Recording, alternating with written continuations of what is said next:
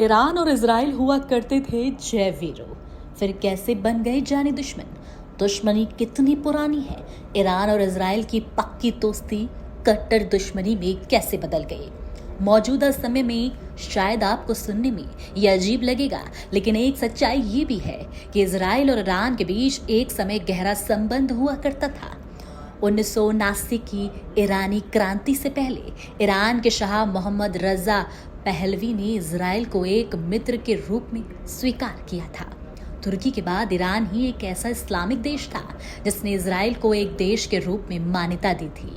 शाह ने इजराइल को 1950 में एक संप्रभु राज्य के रूप में मान्यता दी, जबकि अधिकांश अरब देश उसकी संप्रभुता को मान्यता देने से इनकार करते थे।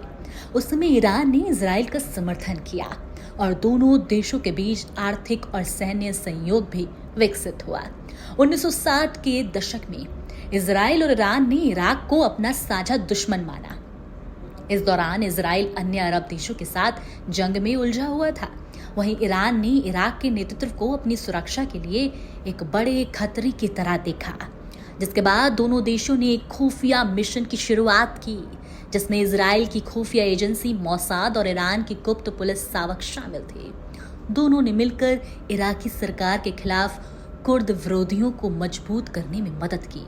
ये कुर्द विरोधी इराक की अरब सरकार के लिए एक बहुत बड़े कमजोरी माने जाने लगे। समय के साथ साथ दोनों देशों के बीच कई अहम क्षेत्र में व्यापक कारोबार हो रहे थे, लेकिन 1979 की क्रांति ने सब कुछ बदल कर रख दिया। इस क्रांति के तुरंत बाद ईरान ने इजराइल को एक कट्टर दुश्मन के रूप में देखने लगा। इस क्रांति के बाद ईरान में एक नई सत्ता व्यवस्था कायम हुई, जिसके बाद से वहां इजराइल का वर्चस्व खत्म हो गया। इसके बाद से ईरान ने फिलिस्तीनियों के समर्थन में एक स्पष्ट रुख अपनाया। अब ईरान और इजराइल एक दूसरे के अस्तित्व के लिए खतरा बन गए हैं। ईरान लगातार क्षेत्रीय प्रभाव बढ़ाने की कोशिश कर रहा है और इजराइल को अपने लिए एक बड़ा खतरा मानता है। इसके विपरीत इजराइल ने भी ईरान को अपने लिए एक प्राथमिक खतरा माना है।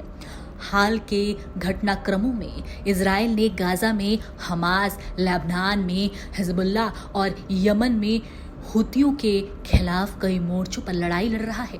आपको बता दें कि इन सभी संगठनों को ईरान का समर्थन प्राप्त है। ईरान और इजराइल के बीच बढ़ते तनाव में वैश्विक चिंता बढ़ रही है। संयुक्त राष्ट्र और अन्य देशों ने शांति की अपील की है, लेकिन दोनों देशों के बीच लगातार हालात तनावपूर्ण बनते जा रहे हैं। जैसे जैसे दोनों देशों के बीच संघर्ष गहराता जा रहा है, वैश्विक शक्ति संतुलन पर भी इसका प्रभाव पड़ सकता है।